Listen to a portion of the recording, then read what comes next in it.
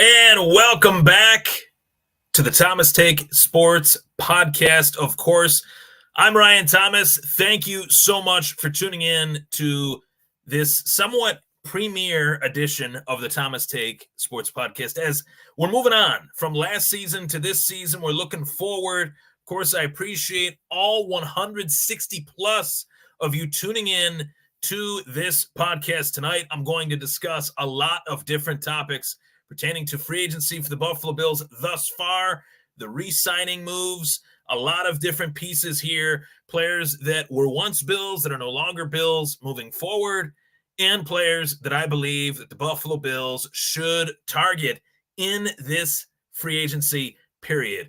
Of course, throughout this podcast, I want you guys to do me a huge favor.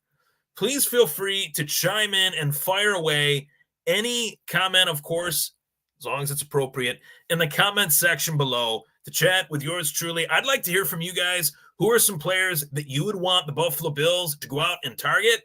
And last and certainly not least, I want to remind you guys that each Wednesday night at 8 o'clock Eastern time, the Thomas Take will be live right here where you're tuning in Wednesday night every week at 8 o'clock. Even in the quote-unquote off-season. There is no off-season for me. I really enjoy the off-season just as much as the games. I love to see how these teams come together to being the final product as those teams take the field. Of course, the Buffalo Bills being the team that I cover the most. I want to provide Bills Mafia with, of course, a hello. Hello, Robbie. Let's talk 716 Sports. Mr. Lasagna, that's the guy right there, Mr. Lasagna 716. Hello, go Bills. Of course, you guys can fire away your comments in the comment section below. 300 plus people right now on tuning in live. So, of course, I appreciate all of you. If you want to spread the word that this show is live, get more people on. I want to hear more from you, the Bills Mafia, getting all your takes as well as diving into some of my own. So, with that being said, I'd like to start off each and every show with somewhat of an opening statement. Sometimes I always just kind of flow into things as I like to. But in this case, I would like to go to a statement that I put out on the official Thomas Take Sports Podcast Facebook page. So we're going to share the screen here and go to the next topic here of just how I'm feeling as far as an opening statement to the Bills Mafia. So, of course, I put this out yesterday, and to me, this kind of shows just where my head is at as far as releasing guys like Jordan Poyer, releasing guys like Trey White, releasing guys like Mitch Morse, who had been a part of this team for quite some time. Now, it's tough for the fans. It's tough for myself. It's tough for you guys to see longtime players released, but we should appreciate the past for what those players were able to provide and change as a part of the culture. That's a word that's thrown around quite often, but embracing the present and the new challenges that come about building this roster and look to the future and embracing the future, new additions, and how those additions will fit. Make no mistake about it. This team will be younger, and it's potentially going to be even better with the youth movement in Buffalo. I think a lot of teams right now are looking at getting younger first and foremost, but they're also looking at, okay, how do we become more athletic? How do we kind of get adjusted to the times that is this new era of football? And I think there's one thorn in the side of everybody right now, not just the Buffalo Bills, but the rest of the NFL, the Kansas City Chiefs. That's the team to beat. Everybody's trying to beat them. How do we become more athletic to go toe-to-toe with the Chiefs, with the Bengals, and company? That's a big deal. So I'm going to address some comments that I'm getting as I'm seeing a lot of comments kind of filter through here. Of course, if I have any interruptions, as sometimes the podcast comments don't always populate. So I'm going to go to the actual stream on my Facebook. It might actually play it both at once, so I apologize for that. But I'm seeing the comments trickle in here. So far, so good. Chris Lyon mentions T. Higgins. Now, of all the free agency moves that have been made, out of all of the headlines that have been brought about from this offseason thus far, there is no player that is of more interest to any team that wants to add a wide receiver than the apparent availability of T. Higgins. Now, a topic that I kind of debated on my X at Ryan Thomas Take /Twitter. I debated this one. Would I trade a first round draft choice for T. Higgins? Would I trade the 28th overall pick in the 2024 NFL draft? I think the key scenario with T. Higgins, any team that tries to trade for him, Chris, is going to have to get an extension ironed out prior to the fact. So the Cincinnati Bengals shopping him, T. Higgins and his representation, they'll reach out to whichever teams they want to, as the Bengals have kind of allowed T. Higgins to do that. Although they franchise tagged him, they know that they don't want this distraction hanging over their head. They also know that maybe, just maybe, they'll look to try to shop him and kind of expedite the process, if you will. And to me, I understand why T. Higgins wants to get traded. You see a guy like Calvin Ridley get a 4-year, $90 million deal. You see a guy like Gabriel Davis get a 3-year, $50 million deal with $39 million guaranteed. Of course, T. Higgins is in that 100 million plus range, according to my rankings, as far as T. Higgins being one of the better wideouts in the league easily, would be a wide receiver one on any other team outside of Cincinnati and a few others. But safe to say he's the best number 2 wideout in the league. So if it were me, and if I were the Buffalo Bills, I would try to make a move for him. Now, there is a little bit of, strategic politics here in terms of the Bengals' willingness to trade T. Higgins to an arch rival AFC team. I would assume that if the Bengals were smart, they wouldn't want to trade one of their best players to a team that they could potentially meet in the playoffs. So I could see T. Higgins going to an NFC team, more likely than not a team that already has a quarterback in place, but those options are so few and far between. Maybe they send him to the Eagles. Maybe they send him to the Falcons, who just added Kirk Cousins to pair with Drake London. And now, Bijan Robinson, a big part of that puzzle as well moving forward now that they've moved on finally from Arthur Smith. Hopefully they can embrace the run game a little bit more in Atlanta than they did last year. But there's a lot of destinations for T. Higgins to go to. I'd love for it to be Buffalo. I would trade the 28th, I did it again, 28th overall pick for T. Higgins and see what happens. But they would have to, be on top of things as far as getting that extension done. There's other teams that are shaking and moving. There's other teams that are out there that are looking to make their impact and try to get their impact player. Of course, there is a team out there that is looking to three-peat, and that kind of goes to the next comment. Scott Reed chimes in, and he says, Mahomes restructures. Is Kansas City going after Higgins? They're going after Higgins. They're going after somebody, because for a team that won the Super Bowl last year, 3 out of the last 4 years, this was the worst supporting cast that Patrick Mahomes has ever had, and they were still able to come away with a Super Bowl title. So it just goes to show you that had they had, the Tyreek Hill still, had they added somebody to replace Tyreek Hill of substance, not named Kadarius Toney, of course, I think that they would have been even better this year and have been able to, get past some teams even easier than they actually did.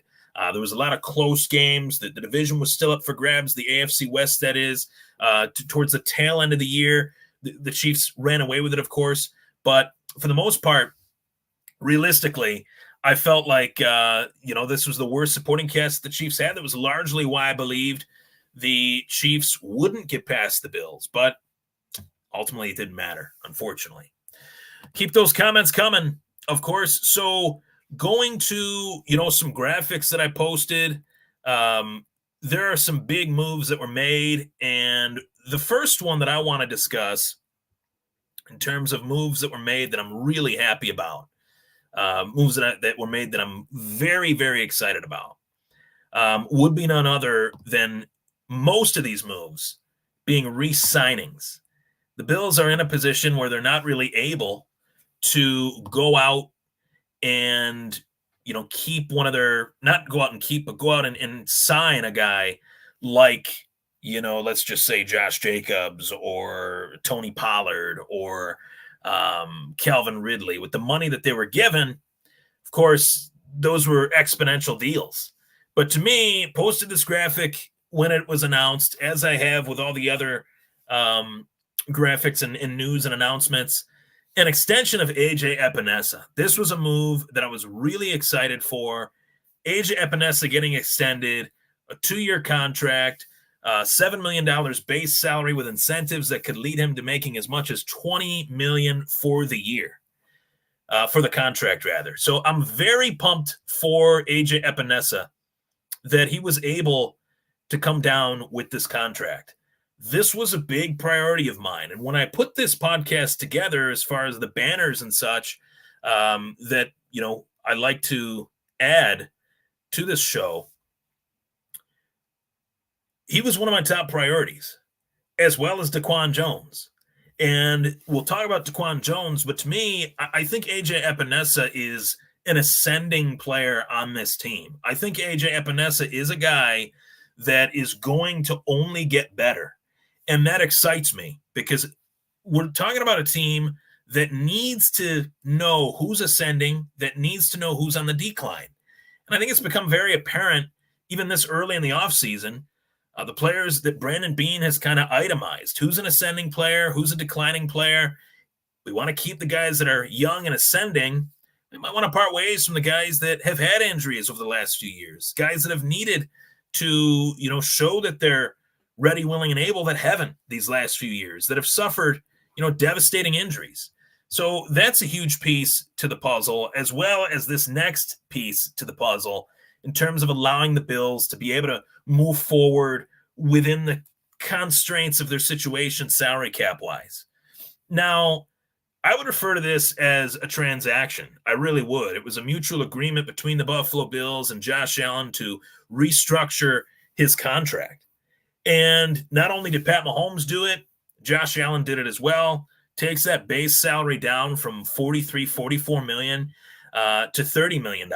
Kind of differs some of that bonus money and finagles that, structures that to where the Bills will be able to get to that cap number and be able to make some moves moving forward. Now, it's going to be a lot easier for the Buffalo Bills to make moves post June 1st with $10 million more in salary cap space, given that that's when the money comes off the books for Tre'Davious White. Then the dead money kind of offsets that. $6 million in the cap, $4 million dead money. So it's a little bit of a I guess, loss in that sense, kind of a catch-22, if you will. But the way that I look at it, quite frankly, I'm looking at it as any help is a help. Any help is important. Any help gets the Bills to one step closer to the names that they want. Now, today, a lot of people came out and said that they didn't really like the move of the Bills signing wide receiver Mack Hollins to a one-year deal. And I'll be honest with you. Mack Hollins being on a one-year deal, Mack Hollins being somebody that they brought in as a journeyman wide receiver 4. That's what I look at Mack Hollins as. I look at him as an upgrade in that role as a wide receiver 4 in comparison to who they had last year, Trent Sherfield, Deontay Hardy. Two guys that were smaller, one extremely quick, one more of a savvy, experienced route runner.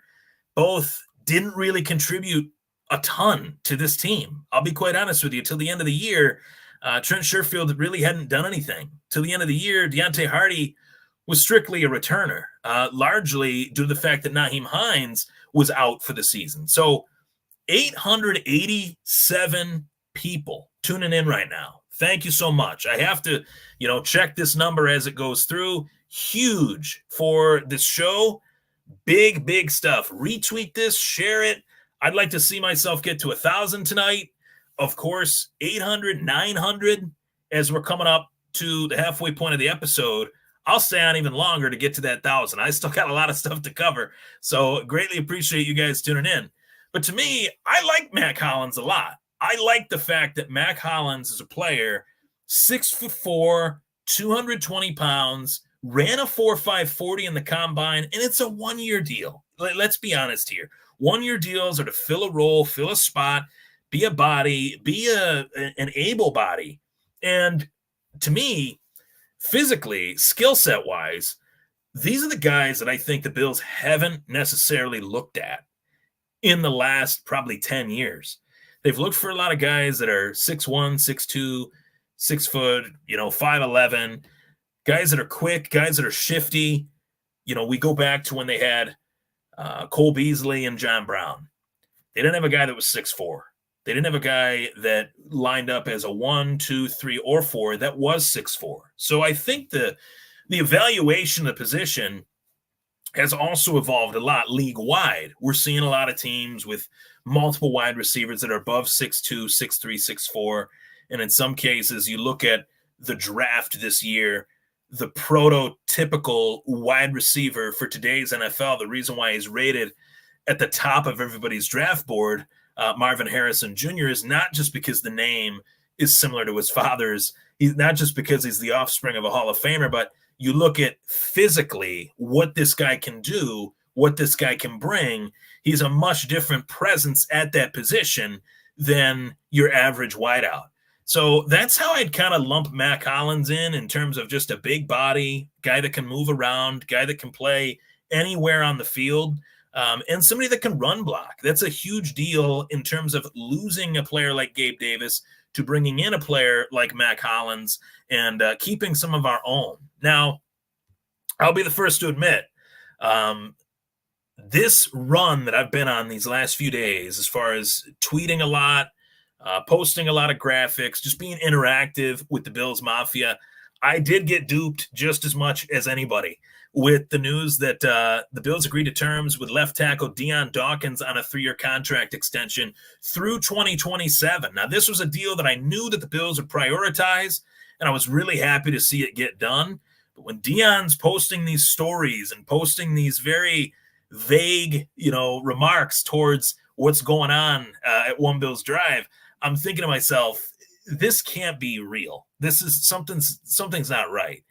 He kind of says his au revoir, his sayonara to Buffalo, and I'm thinking, no, they can't let this guy go. They can't. This wouldn't be right.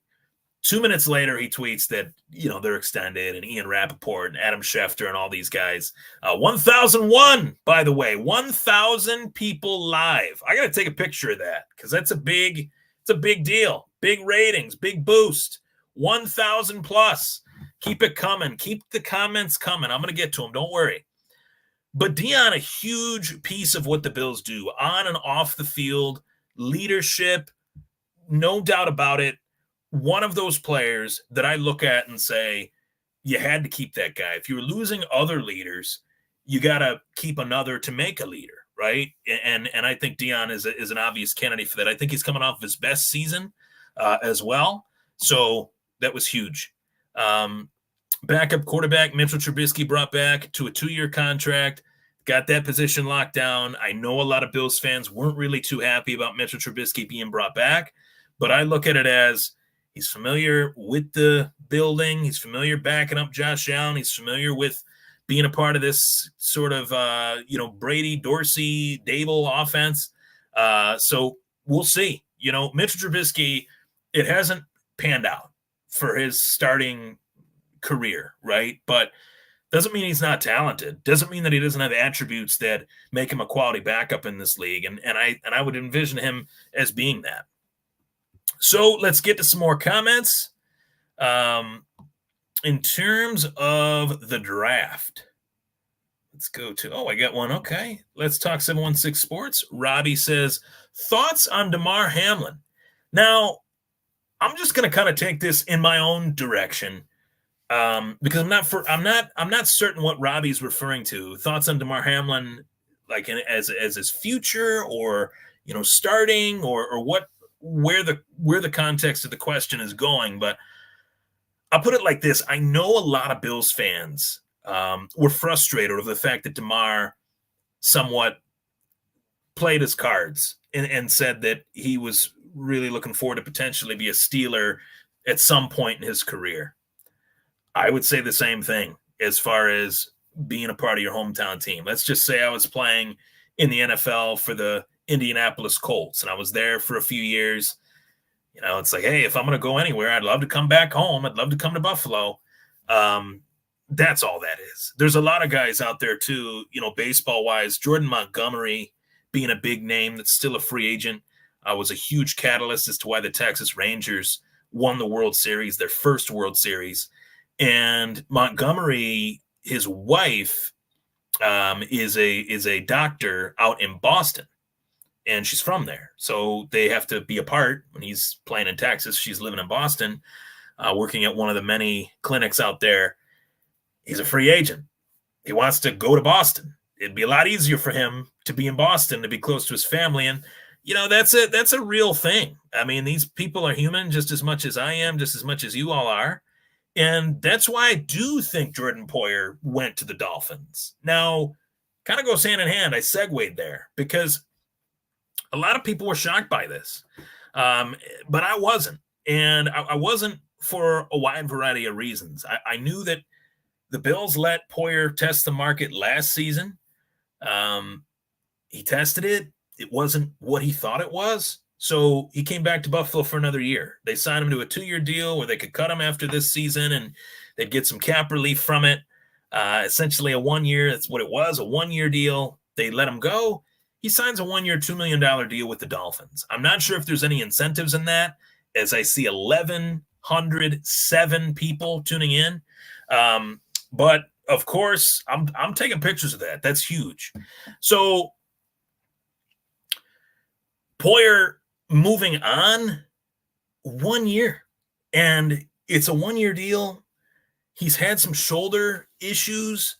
I'm no doctor, but anyone that I know that's in, the sports medicine, sports doctor, injury, aficionados, he's had plenty of shoulder injuries, and he's a safety. He's played safety for over 10 years in this league.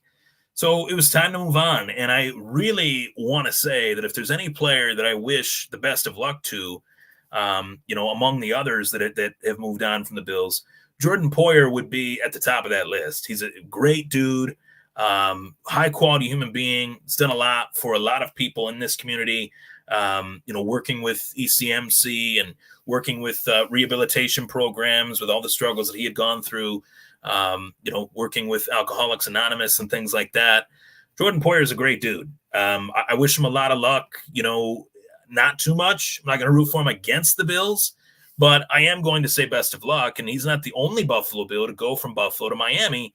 Siran Neal, special teams ace, Buffalo let go of the day that they released Poyer. He as well signs with the Miami Dolphins. So, hey, playing in Miami is not a bad thing, right? Miami's a gorgeous city. Let's be honest, right? So, playing in the warm weather, getting a chance to, suit up for another NFL team, I have nothing against it. These guys got to get their money while they're playing. Now, moving on to another comment here. Jared of 24/7 Buffalo Fandemonium, he states that he feels that Rapp is going to fill in nicely for Poyer.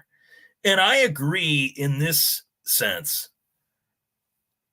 I mentioned something on the K-Gun Report last night. Now, they're talking about, if I'm remembering it correctly, they're talking about why Rapp was kind of the Tasmanian devil, a little bit too much in certain instances. And to me, I looked at it as Rapp is so excited to be out on the field and the limited opportunities that he had that he was just playing through the whistle, not playing the whistle blew. He was playing past it, which that's where it can kind of come into a little bit of an issue. But I love guys that play balls to the wall, right? I love guys that play sideline to sideline. And I loved Taylor Rapp when he was in the Rams organization. I loved when they brought him in. I thought this is going to be an interesting transition from Jordan Poyer to Taylor Rapp. So being kind of a step ahead in this regard at the safety position with Rapp replacing Poyer, I think is huge. Now, there's no word yet on Micah Hyde.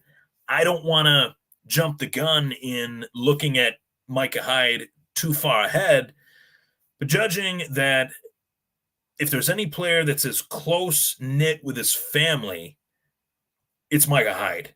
He's got the charity softball game. His family's there, his wife, his kids, all that stuff. Pillar of the community, and his wife put out a beautiful statement as the season came to a close.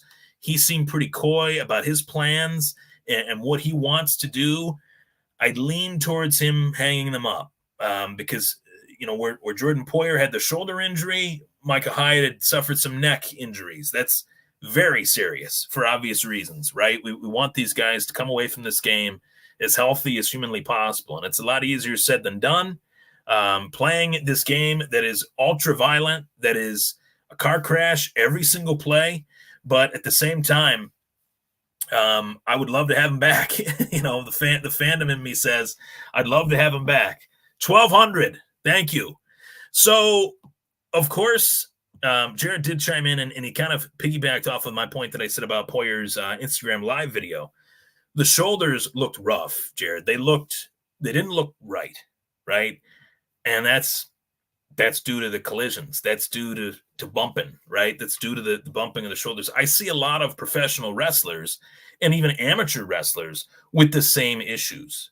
When you collide with another body over a long period of time, the wear and tear, we're not made of metal. We're not made of iron, right? So we're flesh and bone. So it is what it is. It is what it is. But I don't think he'd do it over again. Or not to say, I don't think he regrets doing it, and I think he would do it over again. That's what I meant to say. So let's get to some more. Okay, so not only were Jordan Poyer and Siran Neal headed to the Dolphins, but two other former Bills went to the exact same team. I want to start off with Gabe Davis to Jacksonville. So I touched on this contract a little bit earlier today, touched on the contract a little bit earlier in this episode as well. And to be honest with you, if I'm looking at what's a good fit, if I was in Gabe Davis's shoes and I knew that I wasn't coming back to Buffalo, this is probably a pretty damn good fit. He's going from Josh Allen to Trevor Lawrence, player that I have a lot of, love and respect for, a guy that I think is definitely ascending as really the only good quarterback of his class as we look at that in hindsight. You had Trevor Lawrence, you had Justin Fields, Mac Jones, to name a few. Zach Wilson. Wow. Yeah, Trevor Lawrence, far and away the best quarterback in that class. And Gabe Davis gets a chance to, pick up kind of where he left off with a pretty decent quarterback. As well, Lawrence likes to spread the ball around. He liked to get it to Calvin Ridley. He liked to get it to Christian Kirk. Calvin Ridley, he moves on to the Tennessee Titans. Gabe Davis takes a spot. But realistically, I think if Gabe Davis had a choice, I think he would have stayed in Buffalo. But these guys are at the top of the food chain athletically. They want to get as much money as possible. It's not about choosing where to play and, going. You're choosing among all the teams that are bidding for your services, and Buffalo was never in the bid for his services. So definitely huge for Gabe Davis to get that contract, the contract that he wanted. And I don't know if it's the contract that he, quote unquote, deserved. I think the market was really beneficial to Gabe Davis in terms of other wide receivers. Michael Pittman gets a huge contract. Mike Evans gets a huge contract. Two guys that were supposed to be free agents that didn't end up being free agents because those two teams have access to more cap space. So for me, when I look at that, I say to myself, you know what? It is what it is. Best of luck. I think it's a good fit. I don't know if it's a great fit, but I think it's a good fit. And we'll just leave it at that. Now, the one that really grinded my gears and kind of frustrated me, shocked me, was when the Bills let go of Mitch Morse. And to me, I think this is more of a cap casualty / health related because Mitch Morse had suffered through some concussions. They wanted to open up some cap space. Mitch Morse to the Jaguars. Talk about centers, that position that want to play with elite quarterbacks. Mitch Morse played with Patrick Mahomes, Josh Allen, and now Trevor Lawrence. Pretty damn good career. And I follow Mitch on social media pretty closely. I don't think he was expecting to move forward to another team. He was embracing year 9 with Buffalo, but it's going to be year 9 with Jacksonville. Part of the business, part of the game. As I kind of move forward, as I mentioned from the opening statement, wanted to kind of look to the past, give everybody my take on, these former Bills now playing in other spots as I approach 1,300 live viewers. So also, the Bills sign linebacker Nick Morrow. Now, to me, this was a big need, depth-wise, linebacker. This team had suffered through some horrible injuries defensively. Trey White being a part of that, that's why he was released. But linebacker-wise, Matt Milano going down when he did, how he did, why he did, was really hard. As well, Terrell Bernard, he had suffered an injury late in the season, and wasn't able to go against Kansas City. That made a huge difference. I'd like to think that if he was out there, it would have really mattered. To me, I thought he was one of the biggest Pro Bowl snubs out there. I thought he was phenomenal as we pass 1,300. Thank you so much for tuning in, everybody. Fire away your comments. Keep them coming. Keep them flowing. So, of course, Nick Morrow, to me, when you look at the stats, just strictly the stats, August of 2023, Nick Morrow was headed to the practice squad for the Philadelphia Eagles. He was available for essentially any team to claim off of the Eagles practice squad. Nobody did. The Eagles were able to kind of promote from within with other injuries that they had, the mixing and matching that they love to do defensively, to try to schematically create mismatches, speed mismatches. That's really what Philadelphia's defense prides itself on. And to me, I watched quite a few Philadelphia Eagles games last season. They're usually on Fox after the Bills are on CBS. And this guy can fly. He can tackle. He can tackle behind the line of scrimmage. He can fill in gaps. He's a very interesting piece depth-wise to what the Bills like to do with guys that kind of interchange and mix and matches. Philly's been doing that for years. Where did Sean McDermott come from? Philadelphia. So I don't think that's a coincidence. And I think that Nick Morrow is one of those players that, he's bounced around. He was in Chicago. He was in Philly, but 1-year deal. Not the end of the world that we're bringing in guys on 1-year deals. We know why that is. At least they're able to do it, right? At least they're able to target somebody and say, hey, this guy's on the cheap. Identify those solid, good players that I don't think cost a whole lot of money. Ken Zintel, longtime viewer and supporter of the Thomas Take Sports Podcast with the beautiful Bills helmet as his profile picture, just says, hey, he's just letting me know I'm here. I'm watching. I appreciate it. Heather Fogarty says, why not cut Von Miller? If it was that easy, Heather, I agree. If it were that easy, I think they would have done it already. and I understand where you're coming from. I really do. Nobody is more critical of Von Miller than me.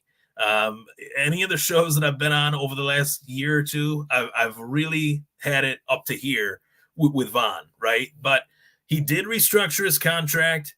He did allow the Bills to get more cap space. And realistically, it makes sure that this is probably the last year that he plays in the NFL. I think this is the last year for him. I don't see him coming back 25, 26. I think 2024 to 2025 is the last season that we see Von Miller on the Bills or on any team in the NFL. I think he's preparing for life after football. He's got other side ventures, businesses, media, things of that nature. So why not? They're not going to do that. He's got this year, and then they'll move on. He'll retire, and that'll be it. So another thought, too, is, I mentioned Morrow as far as depth. I look at Morrow as well as far as a player in this regard that Scott mentioned, a player that can be a depth piece for Matt Milano. Yeah. I will say that I know for a fact that both Trey White and Matt Milano have both been at One Bills Drive rehabbing, working with the physical therapists, working with the medical team that is within the Buffalo Bills, which is rated as one of the best in the league for obvious reasons that go beyond Damar Hamlin. I think Kevin Everett, dating back to him, Bills have always had a really good medical team, despite the fact that they've faced a lot of injuries. I think a lot of that is just the game and bad luck, unfortunately. But Matt Milano, whether he's ready for week one or not, it's nice to have another depth piece. It's nice to have another depth option as we look at, this team and look at finding this team in similar circumstances to years past where a guy goes down, they're thin at that area, 1,400 live, thin at that area, and putting themselves in a position to where they're ahead of it and they want to be ahead of it. So I appreciate all the comments. Man, this is one of the biggest shows in the history of the show as far as live. 1408, which is kind of a creepy omen. I don't know if you guys have ever seen that movie with John Cusack and Samuel L. Jackson. That movie gave me nightmares for a long time, probably a couple years, to be honest with you. But going around the NFL, I'd like to kind of touch on this a little bit. I know this is a Bills show, but running backs are getting paid. Finally, put some respect on their name. Josh Jacobs to Green Bay, Saquon Barkley to the Philadelphia Eagles. Tony Pollard, one of the first dominoes to fall. Tony Pollard leaves the Cowboys to go to the Titans. And this one, holy smokes, Derrick Henry to the Baltimore Ravens. That's interesting. That's one that made my ears perk up because you have Lamar Jackson, very elusive quarterback, obviously. They've been a solid run game for the last few years, and adding Derrick Henry to that, very interesting. Very interesting. Austin Ekeler. Now, this is a guy that, to me, is on the bad luck end of the running back position. Timing did not work in his favor. At the top of his game, he wasn't getting paid the money that he should have been, and on the downside, he gets a 2-year deal with like $11.2 million from Washington. I hope Austin Ekeler balls out this year. And I hope that he says, y'all must have forgot. And I hope Washington reaps the reward of that. Sometimes one man's trash is another man's treasure. So going to this next slide, 38 minutes into the show, I expected to be on for about an hour tonight. So this is huge. This is huge. Looking at what areas are positions of need for the Buffalo Bills, the wide receiver position is number one to me. And it's glaring. It's as glaring now as it was when the season ended with the guys that were on the field, right? Regardless of whether guys are extended or re-signed or whatnot. Felt like they were really thin at wide receiver specifically. There was Diggs and a big drop-off, to be fair, from Diggs to Gabe Davis. Shakir bridged the gap a little bit between himself and Gabe Davis, I would say. And then you had, the Sherfields, the Hardys, the Isabellas, kind of the throw-in players that were added throughout the year and in the last offseason that you didn't expect to be back. Quite frankly, I didn't. So to me, that's a huge deal. And with that, I want to talk about some free agent wide receivers that I think are solid options for the Buffalo Bills to target. Now, these are names that people are going to be like, but I'm not saying that these names are better than such and such. Most of those guys have already been signed, and they've been signed to big contracts. Contracts that the Bills simply can't afford. So when I look at this, I looked at this list on Spot Track, however you say it, and I just tried to find the good in these positions that can fit like puzzle pieces to the Buffalo Bills and what they need, and can fit within a role that has already been created in this offense last year and in years past. So I want to start off with a name that brings a smile to my face. If you're a Buffalo Bills historian, you should always remember Tyler Boyd. Tyler Boyd has been a cog in the Cincinnati Bengals lineup. He has been a solid slot receiver for Cincinnati for the last, half decade and then some. 7 years plus.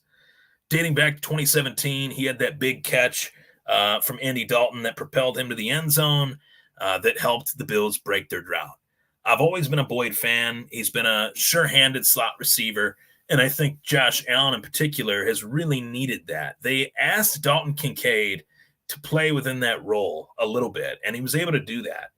But I think Dalton Kincaid and Knox, two tight end sets, as well as Dalton Kincaid out wide, could create a lot of different matchups for the Bills offensively, schematically, against the opposition. Boyd, a strictly solid, sizable slot receiver that also creates mismatches. I really like him a lot. I don't think he'll come to Buffalo for a ton of money. I don't think he's in line to demand a ton of money to where he could be a really good fit for the Buffalo Bills. As well, DJ Chark. Now, this is a name that has bounced around a lot. He went from Jacksonville to Detroit to Carolina last year. I think a lot of people, myself included, thought that Chark would be like the wide receiver one of the Carolina Panthers. I think for a lot of reasons that were out of his hands, he wasn't. Adam Thielen was that guy. So to me, I think Chark is capable of being a solid player within this offense as a 2-3 hybrid type guy that could kind of just be put on one side of the field, 6'4", 230 pounds, kind of falls in line with what I was saying about Mac earlier.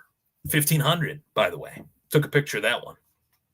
1,500 live. Greatly appreciate you guys tuning in. So, of course, as I look at this and I say to myself, DJ Chark, a name that I really like. Stephon Diggs, DJ Chark, and Tyler Boyd. And I'm calling for them to sign at least 2 out of these 4 guys that I mentioned. There's 4 that I mentioned here that I really like. The next one was cut today by the Las Vegas Raiders, Hunter Renfrow. Now, I threw this in there because I didn't anticipate that Renfrow would be cut. And he is in that mold of a Welker, of an Edelman, of a Beasley type slot receiver that can get open. It's clear. That's all he's been able to do. He's been able to get open. I think the philosophy of the offense changed not only post Derek Carr, but post John Gruden. John Gruden was heavily reliant upon Hunter Renfrow in the West Coast kind of 3 wide receiver set offense, whereas that's very similar to where Allen was very good within that style, where you got 3 guys lined out wide, 11 personnel, and you have one underneath. Hunter Renfrow, Tyler Boyd in that same mold. I don't think these guys are going to ask for much money, to be quite honest. So that's one of the reasons why I listed these 3 thus far. And then Curtis Samuel is a name that I think fits with Buffalo. There's some parallels that he worked with coaching-wise in Carolina, coaches from Carolina that Sean McDermott brought over to Buffalo positionally. Offensively, Joe Brady, obviously there's a connection there. As well, I think that he has had years in this league that have been very successful and then years that haven't been, largely that are out of his control. Changes in offenses, changes in quarterbacks, changes that limited his skill set, limited his game. And I think that kind of falls in line with DJ Chark, as well as Hunter Renfrow, as well as Tyler Boyd. All 4 of these guys are in similar positions due to the teams that they had played on vastly changing. And one team that's not going to change, one team that's going to have stability, quarterback Josh Allen and offensive coordinator Joe Brady, neither one of them are going anywhere. So if I was any one of these 4 wideouts, I'd be calling my agent saying, if we're not getting any realistic offers here that we want monetarily due to teams' salary cap constraints, why not Buffalo? Why not? And then last and certainly not least, this is just to stir the shit pot, as I like to call it. OBJ. Here we go again. OBJ, a free agent. I just had to throw this one out there. Do I want Odell Beckham? I want Odell Beckham in 2013. Odell Beckham in 2024, it's another story. But 1-year deal. Could be on the cheap. Could be somebody that strikes fear into the heart of the opponent. You have Diggs on one side, OBJ on the other. Even in a limited capacity, I thought he did pretty well in Baltimore last year, especially towards the end of the year. There were flashes where OBJ showed his old self, young self, as an old wide receiver. So as an older wide receiver, I should say. He's not old. He's just suffered some really rough injuries. So could be a little bit interesting in terms of some of these names that I mentioned. I'm mentioning free agents. The draft stuff, we got that covered. I'm not jamming that all into one show. I got to save some for the next one. Hollywood Brown as well. Marquise Hollywood Brown bounced from the Ravens to the Cardinals. I know the Cardinals situation pretty well, just kind of due to some friends being Cardinals fans and things like that. Obviously, D-Hop kind of stunted the production there. Kyler Murray's, health situation, the coaching staff situation changing.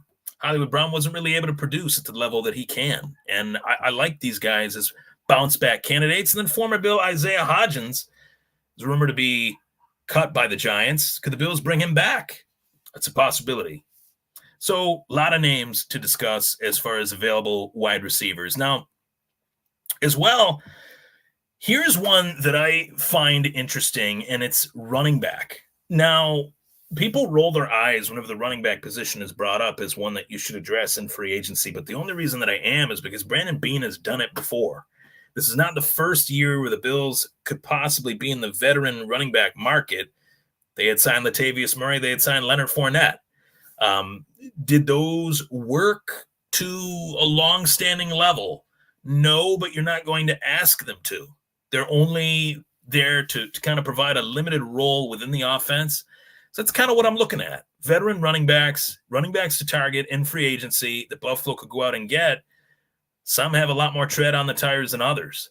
First one that jumped out to me that I know is desperate to catch on is Ezekiel Elliott. And he was rumored to be in the circles of the Buffalo Bills. Patriots went out and got him. Ramondre Stevenson suffered some injuries last year. Zeke was really the best player on offense for the Patriots. And that just goes to show you how horrible the Patriots were last season, because I think Zeke would definitely be a solid backup to James Cook and company. He's a name that I want to throw in there. I think he's still got a little bit left in the tank. Throwing it out there. Clyde Edwards-Helaire, this is a name that really interests me a lot because, to me, before the Chiefs found a diamond in the rough in Isaiah Pacheco, Clyde Edwards-Helaire was the guy. He was the guy that they went out and traded up to get straight out of LSU. I think he's got a lot more to offer, and I am assuming that he was pretty pissed off about what happened in KC, and now he's kind of just this outcast, former Chief that didn't really do a whole lot for the Chiefs and was kind of put on ice.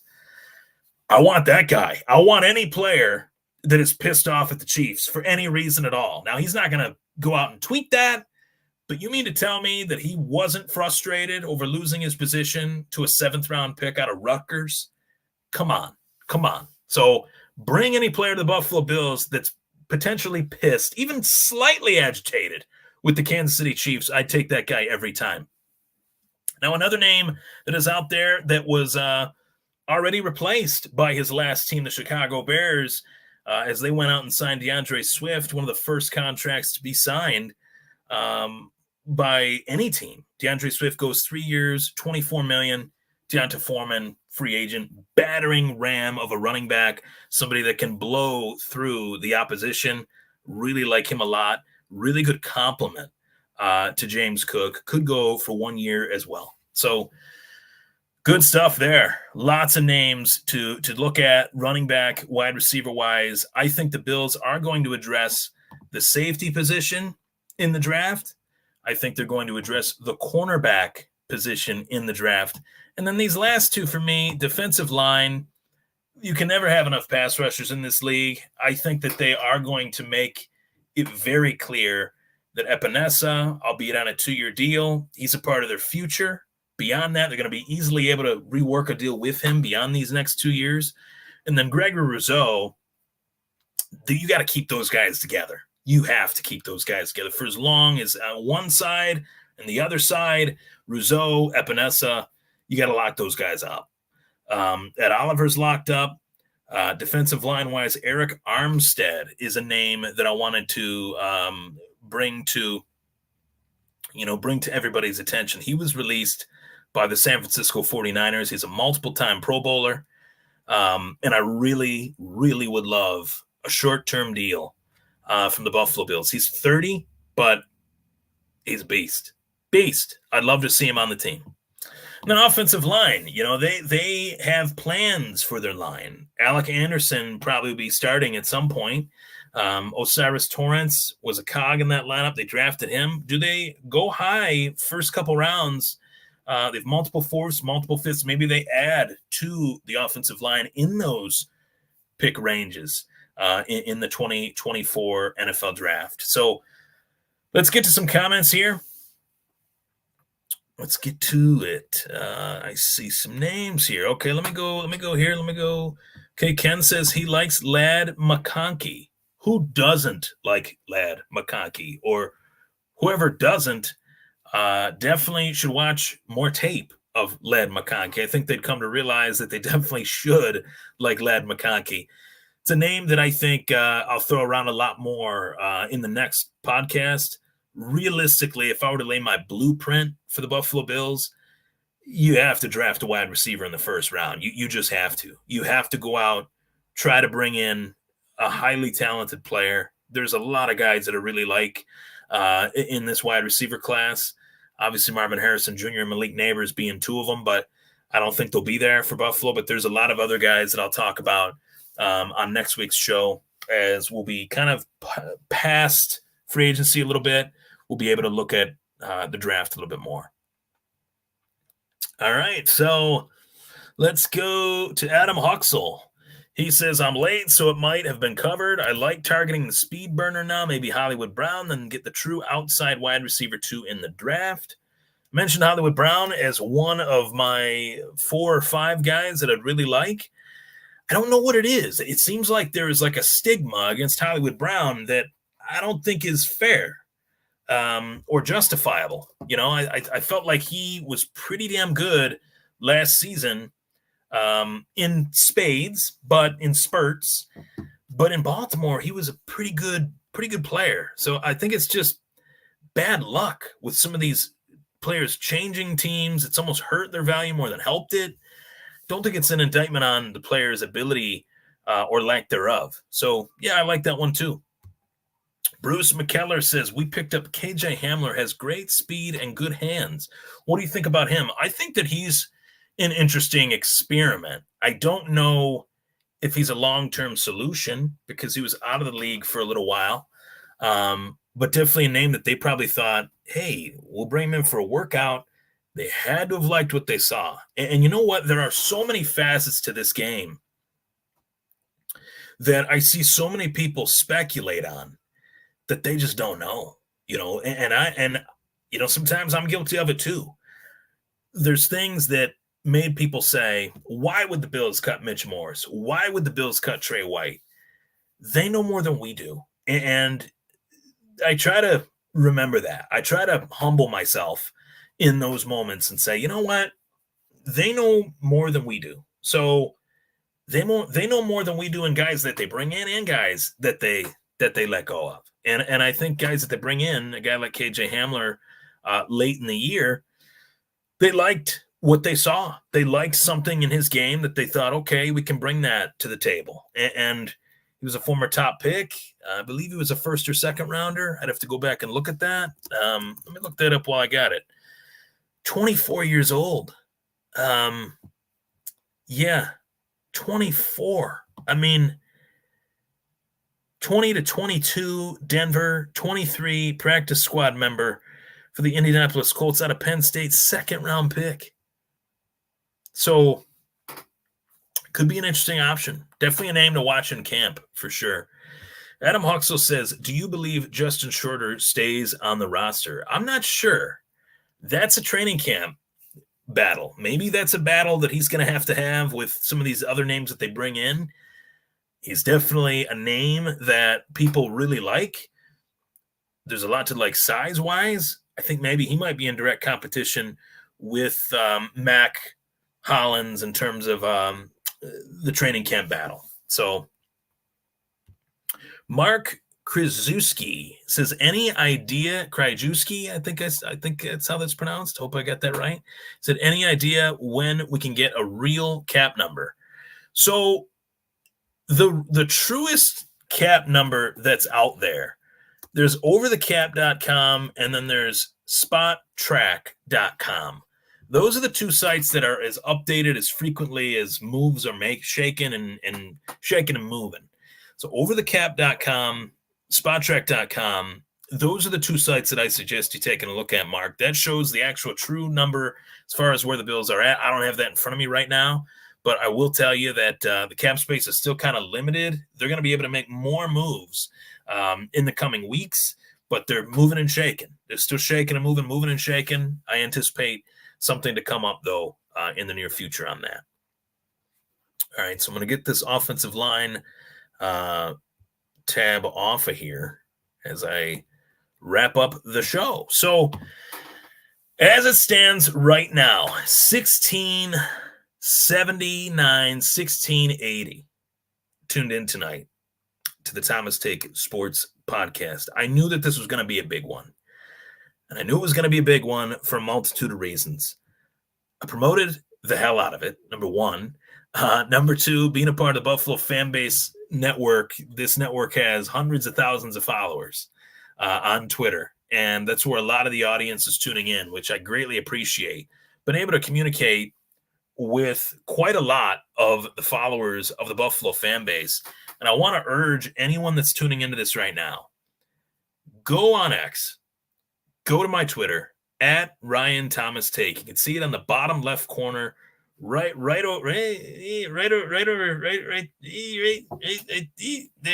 there. You can go check out my Twitter, at Ryan Thomas Take, and you will enjoy it. You will enjoy it whether you agree with me, whether you disagree with me. I think the one thing I've been able to do in the 8 years of doing this is get interaction between people that want to agree with me, discuss things with me. There's people that I've talked to that have changed my mind, and there's people that I've talked to have changed their mind. But more than that, we're all on the same team here. We're all rooting for the same team. We all want to see the Buffalo Bills get from point A, from contender to point B, champions. And I think that does get lost on some people. Content creation is fun. Content creation is a privilege to be able to do. Not everybody can do this. Not everybody can embrace the grind that is content creating. I've been doing it for 8 years.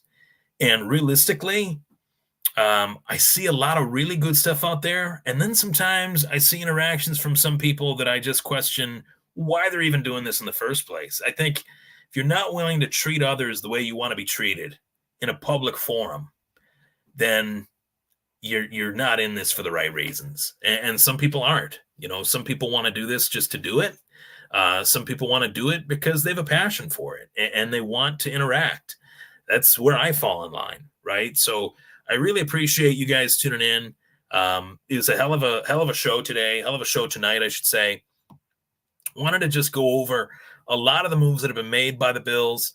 Of course, just kind of breaking these down thus far. DaQuan Jones, really happy that he was able to be extended. His role within the Bills is huge. Definitely needed to keep him. I mentioned AJ Epinesa. Who I didn't mention is UB Bull Cam Lewis staying in Buffalo. He's been in Buffalo for 9 years, including his college football days. Really cool. Really cool. Quentin Morris solidifying the Bills tight end room as probably the best in the NFL with Dalton Kincaid, Dawson Knox, and Quentin Morris. And then, of course, I mentioned Mitchell Trubisky signing a 2-year deal to be the backup to one Josh Allen. So 17-17, ending the show on 17-17. That's not just a coincidence. That's our guy. That's the quarterback to the rescue, Josh Patrick Allen. Thank you so much for tuning in to the Thomas Take Sports Podcast tonight. I am Ryan Thomas. I'll be here Wednesdays at 8 each week up until the season and beyond. Thank you so much for tuning in. Thank you.